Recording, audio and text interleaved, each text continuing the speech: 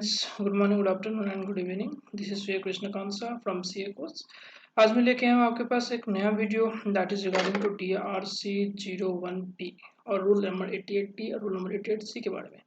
तो क्या है ये rule number 88D, rule number 88C? बहुत ज़रूरत है जानने के लिए। इनकेस आपको पता नहीं है तो मे बी आपके नेक्स्ट मंथ से आपके रिटर्न आप फाइल नहीं कर पाओगे, ब्लॉक हो जाएगा इनकेस आपके पास कोई नोटिसेस आ रखे हैं। तो अभी नया स्टार्ट हुआ है ये, तो देखते हैं, चलते हैं विदाउट वेस्टिंग मच टाइम, चलते हैं स्क्रीन पे, समझते हैं क्या है rule 88D and rule 88C। So let's go to the screen and समझते हैं क्या है ये। आते हैं FAQ से पहले रूल 88D देख लेते हैं। रूल 88C क्या है? रूल 88C है क्या आपके पास यदि इनकेस डिफरेंस आ जाती है लाइबिलिटी पे, आपने जो भी लाइबिलिटी आप GSTR 1 आपकी 11th ऑफ मंथ को जाती है, GSTR 1 पे आपने रिपोर्ट किया suppose something 50 lakh rupees as output liability IGST पे, एंड आपने GSTR 3B पे रिपोर्ट किया कि आपकी जो आउटपुट लाइबिलिटी है दैट इज ओनली 25 लाख्स। तो यहाँ पे डिफरेंसेस आ गए, डिफरेंसेस है 25 लाख का।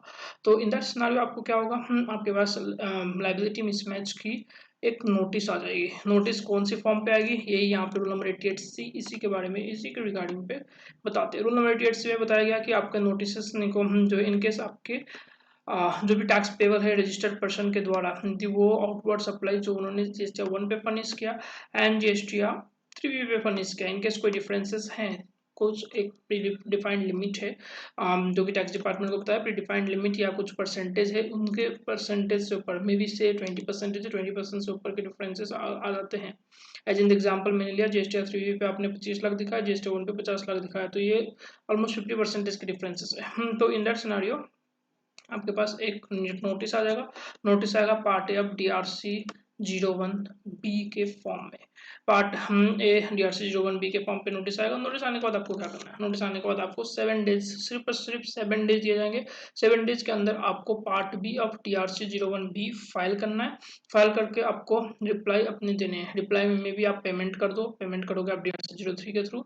इनकेस आप पेमेंट नहीं करती हो एंड आप इसकी जस्टिफिकेशन देना चाह रही हो, मे बी डिफरेंट 4-5 रीजन्स है जो भी हम देखेंगे DRC01B फॉर्म में जाएंगे ऑफकोर्स, तो देखेंगे ये 4-5 रीजन्स आप वहाँ पे सबमिट कर सकते हो। इन केस सपोज आपने रिप्लाई सबमिट नहीं किया, रिप्लाई सबमिट नहीं किया तो क्या होगा, 7 डेज के अंदर आपने रिप्लाई सबमिट नहीं किया, मे बी रिप्लाई सबमिट किया और वो सेटिस्फैक्टरी नहीं है तो क्या होगा, तो आपको क्या लगता है क्या होनी चाहिए? इंडेड आपकी GSTR 1 ब्लॉक हो जाएगी, आप GSTR 1 फाइल नहीं कर पाओगे नेक्स्ट मंथ से। एंड इसके अलावा आपके प्रोविजन नंबर सेक्शन 79 के हिसाब से इस अमाउंट को रिकवरी के लिए प्रोसीडिंग किए जाएंगे। तो इसी के इन लाइन पे रूल नंबर 88D भी लाए गए हैं। रूल नंबर 88D जो है विद इफेक्ट फ्रॉम 4 अगस्त 2023 कुछ यहाँ पे अमेंडमेंट किए गए थे रूल नंबर 88D पे। पहले समझ लेते रूल नंबर 88D है क्या। सिमिलर है जैसे GSTR 1 पे अपने आउटपुट टैक्स लाइबिलिटी फिल कर दिया, तो एंड GSTR 3 में आउटपुट टैक्स लाइबिलिटी आप फिल करते हो, दोनों के बीच में जो डिफरेंसेस आते हैं उसको हम लाइबिलिटी मिसमैच में देख लिया हमने GSTR रूल नंबर 88C पे, जहाँ पे DRC01B की बातें हमने कर लिया। अब देखते हैं कि इनकेस ITC में मिसमैच आ गया, इनपुट टैक्स क्रेडिट जो GSTR 2B में रिफ्लेक्ट हो रही है एंड GSTR 3B में जो रिफ्लेक्ट हो रहा है, इन दो के बीच में मिसमैच यदि है तो इन दैट सिनेरियो आपको क्या करना है, ये इन दैट सिनेरियो आपको कुछ नहीं करना, आपके पास नोटिसेस आ जाएंगे तो आपको ध्यान से फिल करना है। जब भी GSTR 3B फिल करती हो, GSTR 2B से जो ऑटोमेटिकली ऑटो पॉपुलेट होकर आती है GSTR 3B पे, आप उनको वेरिएंस करती हो तो ऑफकोर्स आपको वेट करना पड़ेगा, आपके पास नोटिसेस आ ही जाएंगे DRC01B में। जैसे नोटिस आते हैं आपको रिप्लाई करना है कि इस रीजन्स की वजह से हमने ITC रिवर्स किया या फिर ITC में डिफरेंसेस को हैं, तो आपको रिप्लाई करने के लिए भी तैयार होना पड़ेगा। तो बेशक इनकेस ज़्यादातर देखना ये है कि डिफरेंसेस ना हो, GSTR 3B and GSTR 2B में जो भी ITC सेम ही जाए। इनकेस डिफरेंसेस होते हैं तो आपके पास वही पार्ट ए ऑफ DRC01C है, यहाँ पे DRC01C है, सी इस फॉर्म में आपके पास आ जाएंगे। एक नोटिस आएगा डिपार्टमेंट से, आपको रिप्लाई करना होगा, सेम है 7 डेज के अंदर अंदर ही रिप्लाई करना होगा। इनकेस आपने रिप्लाई नहीं किया, रिप्लाई करना होगा जिसमें आप part B of DRC01C fill करोगे एंड फिल करके आपको रिप्लाई करना होगा। इनकेस आपने रिप्लाई नहीं किया 7 दिनों के अंदर अंदर, तो सिमिलर प्रोविजन है सेक्शन नंबर 73-74 के अंदर डिमांड रिकवरी की प्रोसीडिंग्स स्टार्ट हो जाएंगे। इनकेस आपने रिप्लाई कर भी दिया और वो सेटिस्फैक्टरी नहीं है तो भी ये प्रोसीडिंग्स लगेंगे। तो एक टेबल टेबल मैंने यहाँ पे बनाया है इसको समराइज करने के लिए। इन केस आपने रूल नंबर 88C कब लागू होता है, इनकेस आपकी लाइबिलिटी मिसमैच है GSTR 2, GSTR 1 and GSTR 3B के बीच में, तो आपको क्या करना है, आपके पास एक नोटिस आ जाएंगे DRC 01 बी में, जिसको आपको रिप्लाई करना है 7 डेज के अंदर अंदर। इनके 7 डेज के अंदर अंदर आपने रिप्लाई नहीं किया या रिप्लाई किया जो सेटिस्फैक्टरी नहीं है, तो सेक्शन 79 के अंदर रिकवरी की प्रोसीडिंग्स आप पे चालू हो जाएंगे। सिमिलर है रूल नंबर 88D, इनकेस आपकी ITC मिसमैच हो जाती है GSTR 3B and GSTR 2B से, जो कि ऑटो पॉपुलेट होकर आती है GSTR 3B में, तो इन दैट सिनारियो आपके पास DRC 01C के पार्ट ए में नोटिस आ जाएंगे। इनकेस नोटिस की रिप्लाई आपने नहीं किया 7 डेज के अंदर, या रिप्लाई किया जो कि सेटिस्फैक्टरी नहीं है, तो सिमिलर सेक्शन 73-74 के अंदर में रिकवरी स्टार्ट हो जाएगा। तो कुछ FAQ देखते हैं, कुछ क्वेश्चंस प्रिपेयर किए हैं, तो वो देखते हैं, वहां से समझ में आ जाएगा DRC 01B के बारे में डिटेल्ड प्रोसीजर मैनुअली कैसे करके फाइल करना है DRC 01B, उसके मैंने एक FAQ प्रिपेयर किया गया, उसको देखते हैं, समझते हैं क्या है इस पे। इन केस टैक्स पेयर ने फाइल नहीं किया ये रिस्पॉन्स, तो ऑफकोर्स GSTR 1 IFF जो भी आपकी इनवॉइस फर्निशिंग फैसिलिटी है फॉर QRMP स्कीम, ये आपकी जो है अब फाइल नहीं कर पाओगे, नेक्स्ट मंथ से ब्लॉक हो जाएगा। क्या किन किन टैक्स पेयर्स पे एप्लीकेबल है, ध्यान रखना है हर एक टैक्स पेयर्स पे एप्लीकेबल है, ये आपको समझना नहीं कि मैं कंपोजिशन टैक्स पेयर हूँ तो मेरे पे एप्लीकेबल नहीं होगा, मेरे पे एप्लीकेबल नहीं होगा, लाइबिलिटी मिसमैच भी हो जाएंगे तो भी कोई इश्यू नहीं होने वाली। दिस इज ऑल टुगेदर, ये rule number 88C DRC 01B के बारे में मैं डिटेल्ड FAQ ले रहा हूँ, एंड DRC 01C के बारे में भी FAQ मैं भी नेक्स्ट वीडियो पे मैं डालूंगा। तो यहाँ पे देख लेते हैं पहले DRC 01B किन पे एप्लीकेबल होगा। सारे टैक्स पेयर्स पे एप्लीकेबल है, may be regular tax payers हो, एसईजेड यूनिट वाला हो, एसईजेड डेवलपर हो, या कैजुअल टैक्स पेयर हो, या फिर टैक्स पेयर जिसने अब ऑप्ट इन किया या ऑप्ट आउट कर लिया कंपोजिशन स्कीम से, कंपोजिशन स्कीम वाले पे भी एप्लीकेबल है ये DRC 01B। ठीक है, जिन्होंने ऑप्ट इन किया है या फिर जिन्होंने ऑप्ट आउट किया अभी का भी।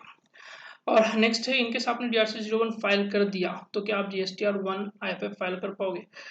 ऑफकोर्स DRC 01B आपने फाइल कर दिया तो आपने जरूरत नहीं है आपकी रिप्लाई सेटिस्फैक्ट्री हो या रिप्लाई सेटिस्फैक्ट्री नहीं हो, वो एक्शन GST ऑफिसर्स लेगा। बात की बात है आपके पास DRC 01B का नोटिस आया, आपने रिप्लाई कर दिया, एज सुन एज आप रिप्लाई कर देते हो आपके GSTR 1 एंड IFF आप फाइल करने के एलिजिबल हो जाते हो, एलिजिबल फाइल कर पाओगे।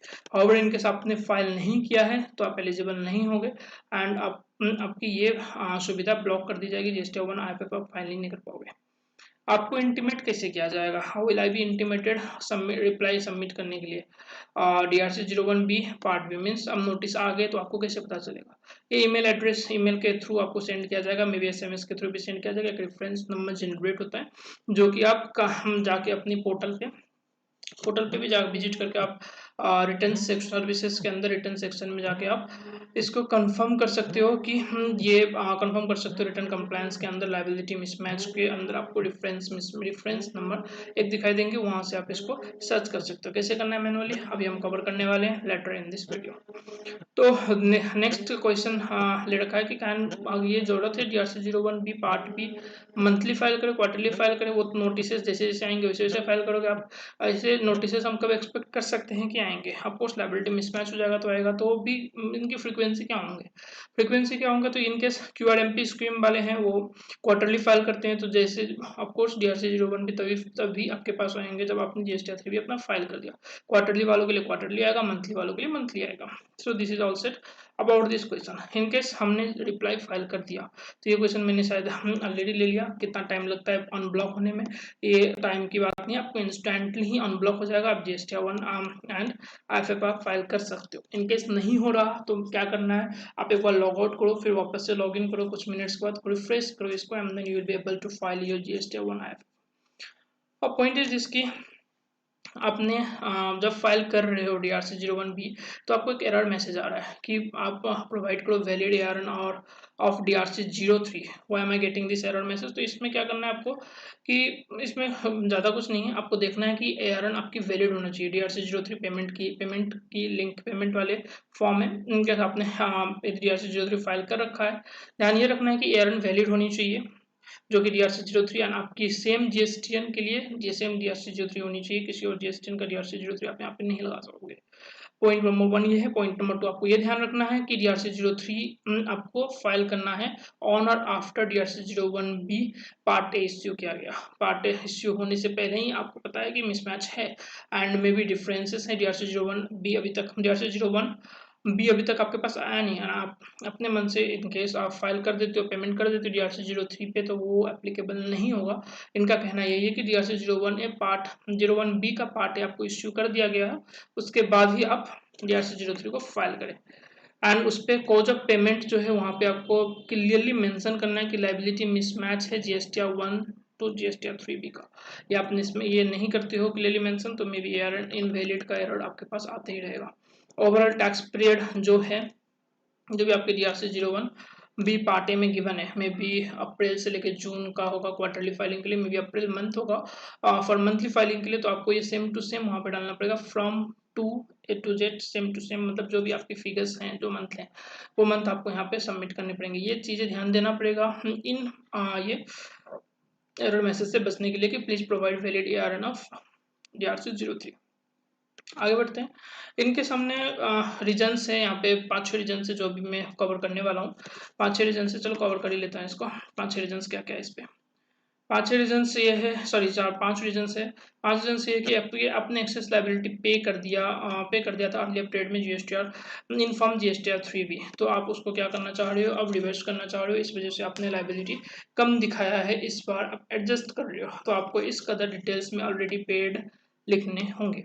इन केस आपके पास जो है GSTR 1 आपने फाइल कर दिया था इनकरेक्ट डिटेल से एंड आप अमेंड करना चाह रहे हो इस टैक्स पीरियड पे या फिर अमेंड करना चाह रहे हो नेक्स्ट टैक्स पीरियड पे, तो इन दैट सिनेरियो आपको इस पॉइंट नंबर 2 की रीजन सेलेक्ट करके आपको डिटेल्स वहाँ पे मैंडेटरीली सबमिट करना है।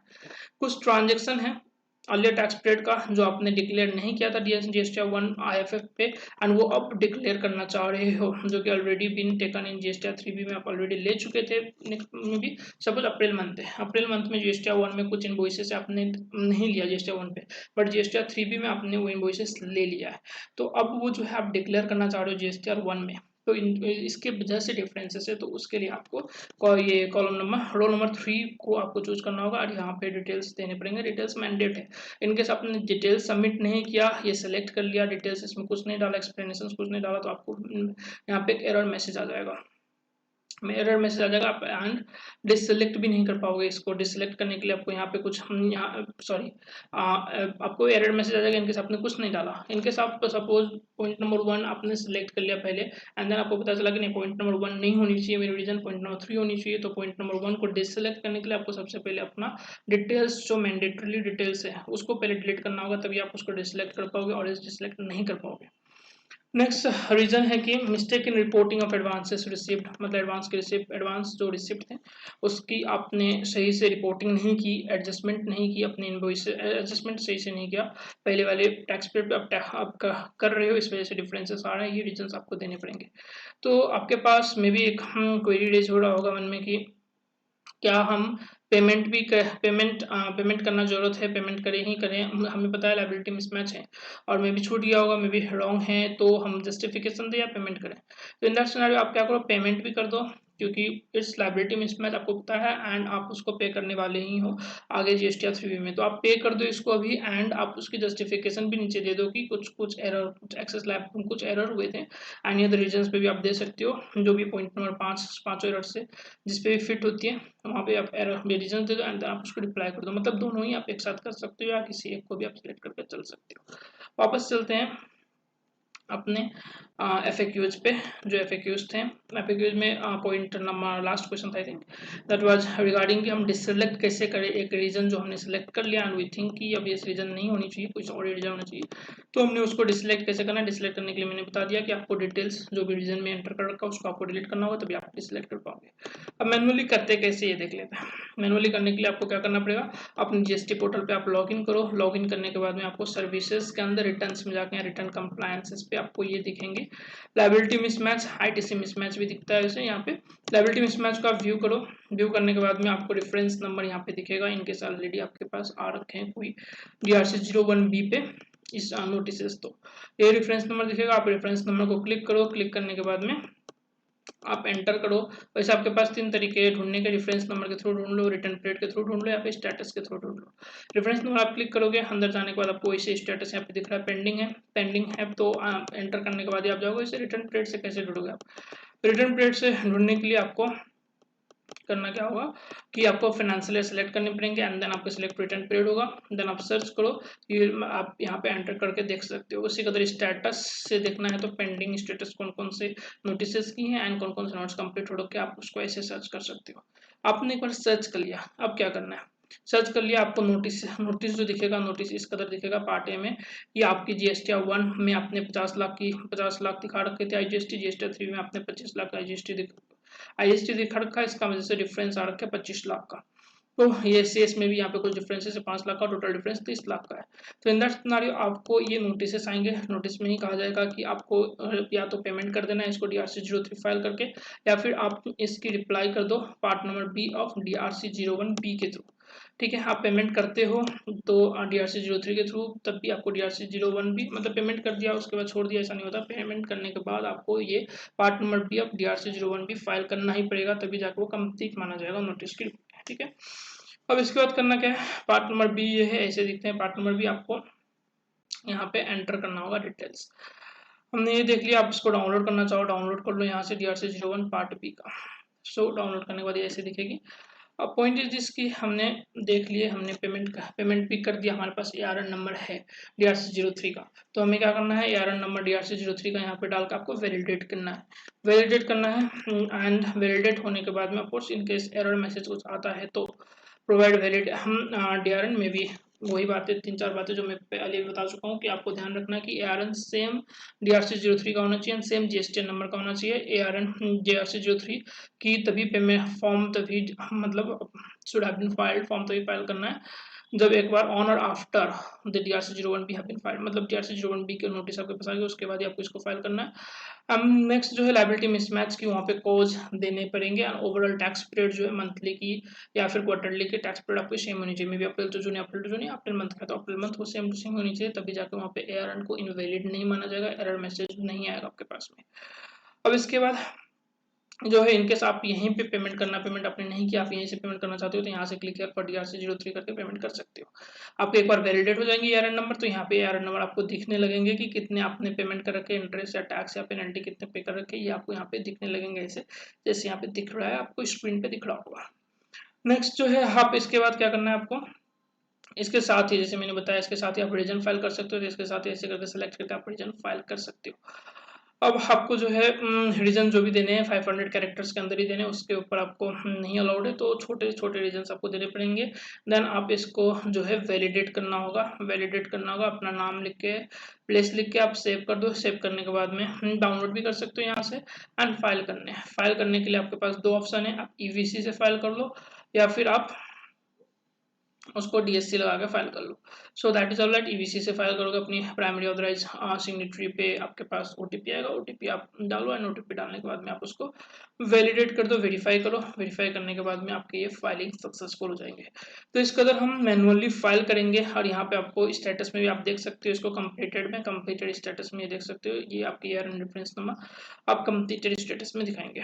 तो ये सारा का सारा DRC-01 फॉर्म, जो आप DRC-01B फॉर्म कब आएंगे, क्या करना है, एक बार फिर से समअप कर देता हूँ, कब आएंगे और क्या करना है, एक बार मैं फिर से समअप कर देता हूँ। देखिए DRC-01B आपके पास जो है जब रूल नंबर 88C के हिसाब से आपकी लाइबिलिटी मिसमैच हो जाती है, GST 1 में आपने कुछ और फाइल कर दिया, GST 3 में कुछ और फाइल कर दिया, तो लाइबिलिटी मिसमैच की वजह से आपके पास DRC-01B आ जाएगा। DRC-01B का पार्ट ही आपको नोटिस की तरह इश्यू किया जाता है।